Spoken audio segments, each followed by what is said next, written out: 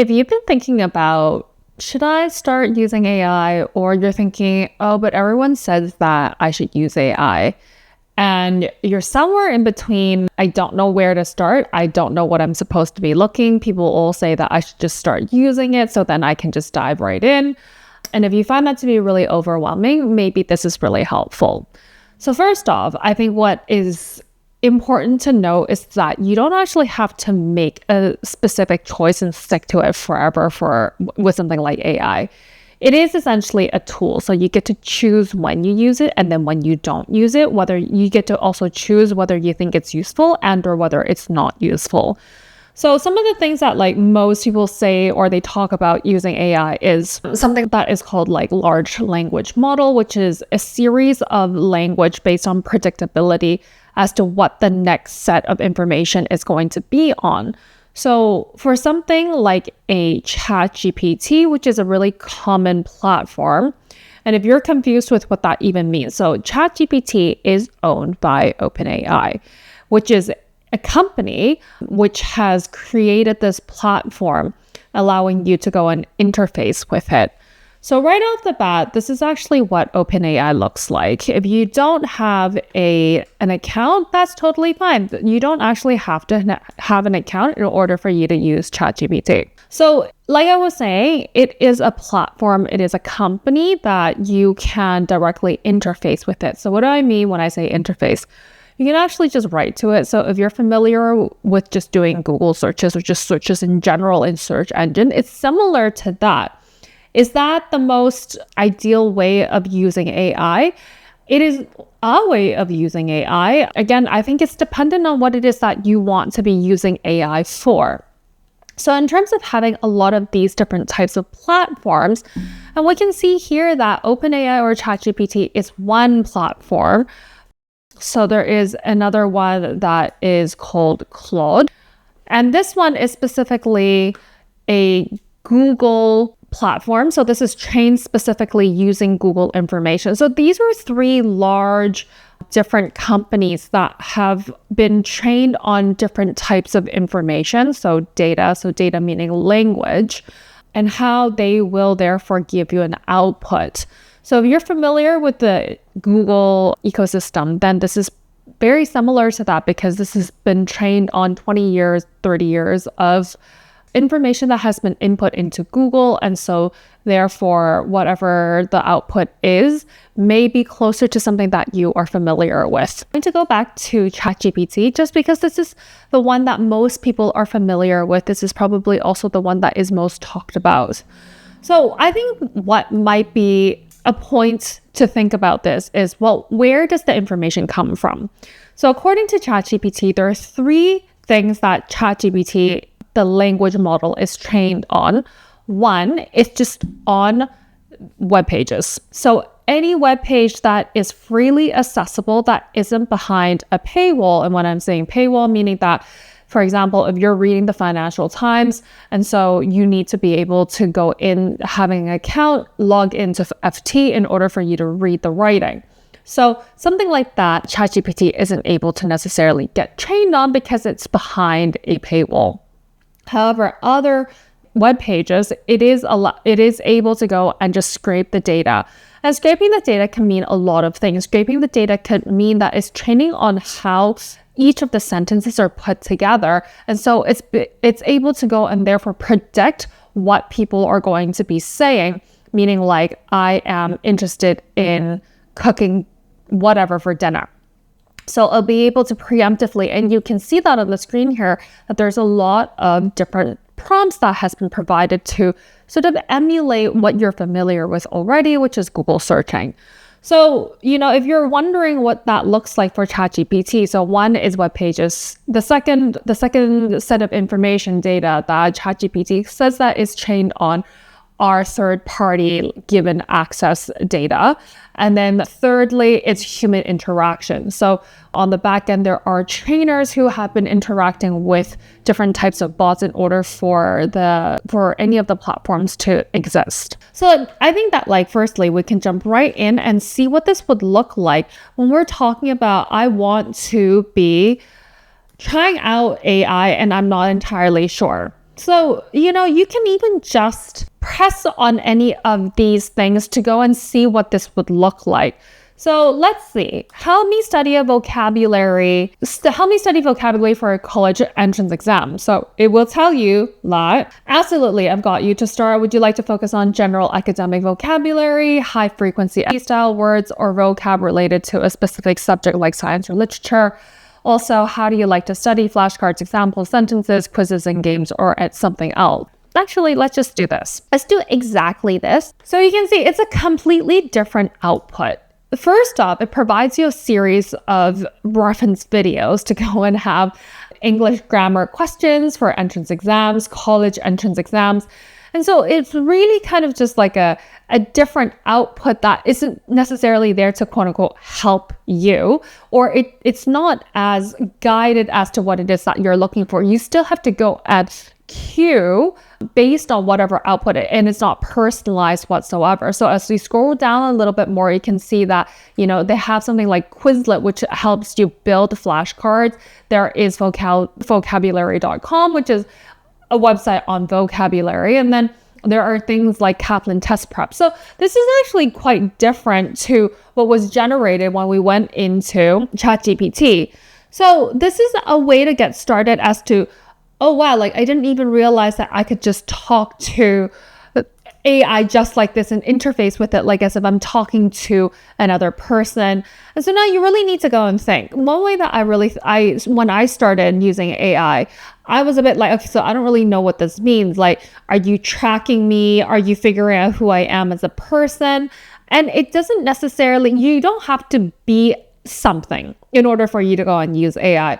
If anything, I would say that it's the other way around. I would say that you are telling it how it's helpful for you.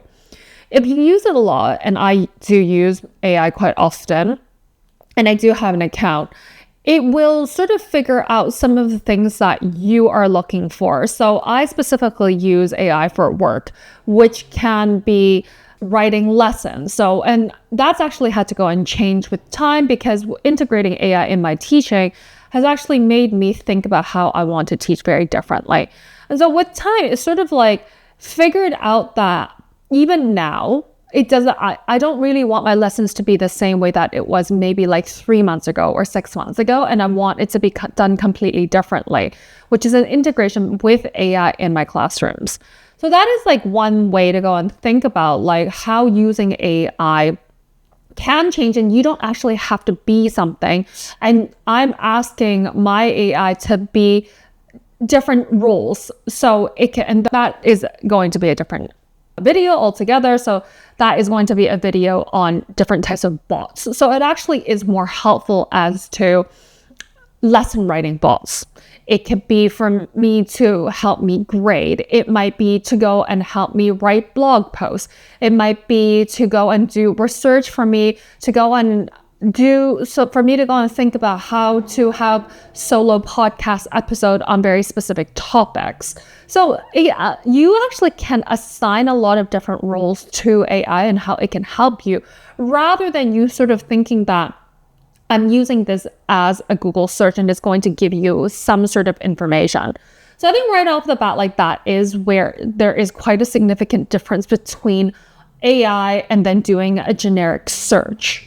Now that we have this example of help me study vocabulary for a college entrance exam, so it does prompt you, and you can continue to go and have conversations with it to go and say, study method. Sure, we can do flashcards with use cases, how to use the specific word scenario. Then we should probably say that this is what is the subject, because that would make sense. So subject is literature. And then would I like to go and have general academic vocabulary, high frequency SAT style words?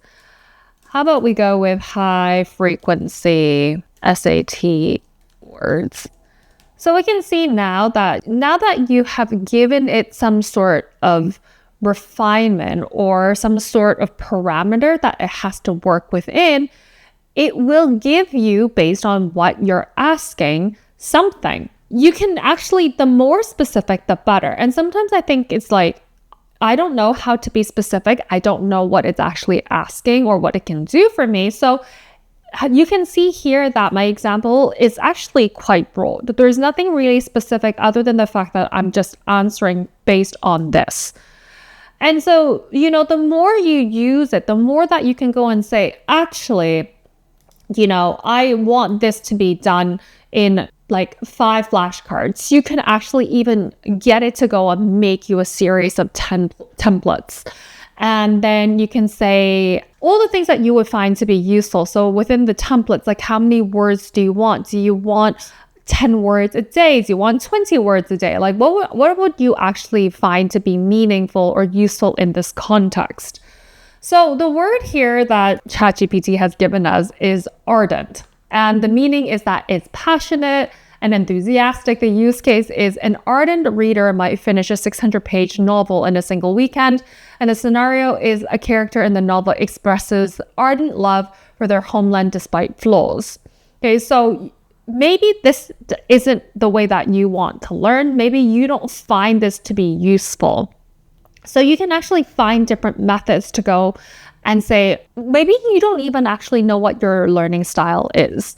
And so therefore, it might be useful to go back and say, well, ask me a series of questions, and you can be quite colloquial. Let's backtrack. I'm not sure what my learning style is.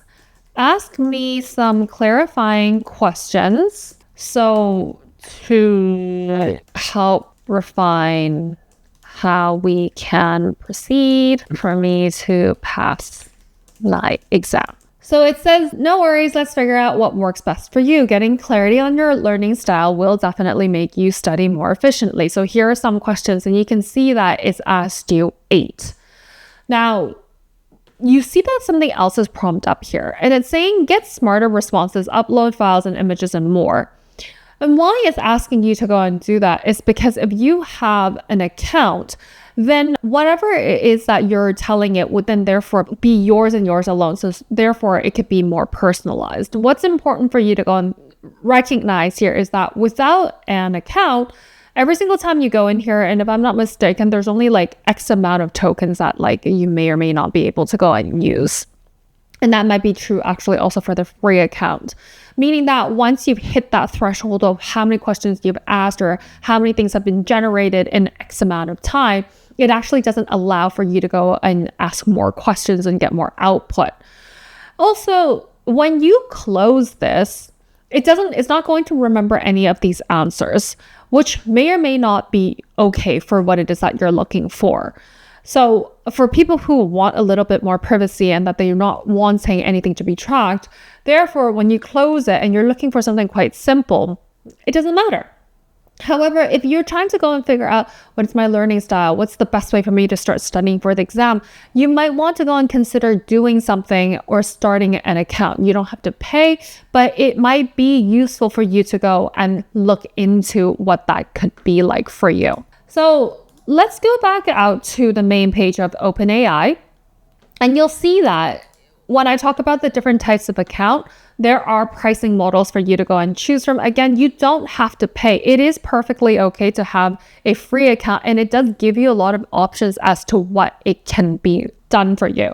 If I'm not mistaken, this deep research was actually just released not very long ago, meaning that you have a limited access. I think you get to ask, I don't know, like 10 questions or something a month to do deep research. I find deep research to be really useful for very specific things that I'm looking for to go and do research for me. But I think this might be a really useful segue to go and move into the different types of models of ChatGPT. Now, when people talk about AI, or like you might hear that people are like, there's a lot of different types of models that people are using on AI. Something that is called, 4.0, 4.0 mini, 3 deep research. Like these are all different models, and these are all different capabilities that AI will be suitable for. And why I'm saying that it's suitable is because AI, as I was saying before, you can task it to do different things for you. And so you get to actually decide what is useful for you when we're talking about AI. And so what does that actually really look like when we are considering the different types of models of AI that is available for you? What we know here in ChatGPT is that it's listed right here. So you've got your for mini and for mini high, and then you will have access to something called 4.5. And then there's a couple more things like Canvas. So Canvas is specifically like one of the outputs that it provides you when information is being displayed. I sort of think about it like it's like if you're familiar with different versions of a saved file that you can save in history. And so if you're operating from something like a Google Doc, you can actually go back to a previous document to go and see what has been done. But it's on a one document and it just gets changed every single time. So again, like there are specific things that sort of just to make a little bit more sense when you are using different models of AI. So let's go down and think about actually what does each of these models of AI do. So for your four is if you are paying for ChatGPT, the default option is 4, which is pretty good for most things. It can go and help you generate, like put you input and then it gets an output. You can do audio, you can go and get it to search on the internet. I can do image generation. So it's really like a really good base, like round output that is good for writing, is good for general analysis. And like, I think what's really important here is to go and be mindful. Most of the things I'm saying here are general unless you've tested otherwise. So for the model of 4, it is for general writing, general analysis, making you images based on whatever text you've input into it or what image you've input to it. And it can do things like live tutoring. For a 4.0, that is what they're calling currently the research preview, which has a higher output for writing, idea generation in comparison to your general 4. This is still quite early, but this, instead of having something like general writing, it might be more suitable for something like creative writing. It might be better for you to go and draft essays, research ideas, and brainstorming. You can probably do this if you have really, really good prompts. What are prompts? Prompts are like those things that I was saying, like help me study for my exam. It's just that, like if you're hearing this buzzword over and over again, what is prompting or what is prompt engineering is that you're actually crafting a very specific, like a job description for AI to understand what it's going to be doing for you, what role, what tasks are you expecting it to perform and how it should be, how the output should look. So there are a lot of instructions you can actually write, but that actually is either you can think about that as prompt engineering, or you can think about, I do this quite often, which is building your own bot. So it's a little bit more of a whole series of steps that it would just output for you rather than you're telling it to go and do one. It does one, you look back at one and you're thinking, I don't like it, so I'm going to go and change it. So now it's going to be like 1.1. etc. and etc. until you get to whatever it is that the final output you're looking for. Then we go into the model of 3, which is advanced reasoning. It's higher depth in thinking. So it's more complex in the reasoning tasks. It's more about strategic planning. So this might be something like business strategy, or maybe it's about long form critical thinking. You've got your O4 mini. So this is a fastest advanced reasoning for small and light tasks, which might look like your quick, smart responses under time pressure. It is about scheduling bots. It's about fast advisors. It's about being a daily assistant. Then you've got your 4 mini high, which is specialized for coding and visual reasoning. So this is best for things like codes and if there are any visuals that are involved. And then for something that might make sense is maybe it's for debugging, maybe it's for use cases and analyzing charts and diagrams. So again, like each of the models are more refined or it's for a specific reason why it exists, because not everybody is going to go and use AI the same way. There are industry people who are going to be needing something like your 4.0 mini high to do like quick and dirty tasks. Like, I just need some help with doing some analyzing, like light analysis on these types of charts, for example. So again, like just think about what and why people say it's why am I paying for AI? What is it useful for? For me, as a person who does pay for AI, I use it for things like writing lessons. I actually wanted something very specific because I wanted to have more control over the knowledge that I'm inputting. So you might be really familiar with people saying things like hallucination. Hallucination means that AI will just make up stuff. And it's really important to go and recognize that as a person who has done something for a period of time, like I have the experience, I have the knowledge under my belt, knowing that the types of lessons that I write, I have a very specific format. I need things to be a specific way. So for me, it's like, I don't want my AI to deviate how I write my lessons, because I know the pace, I know the examples, I know the tone, I know how I want things to be.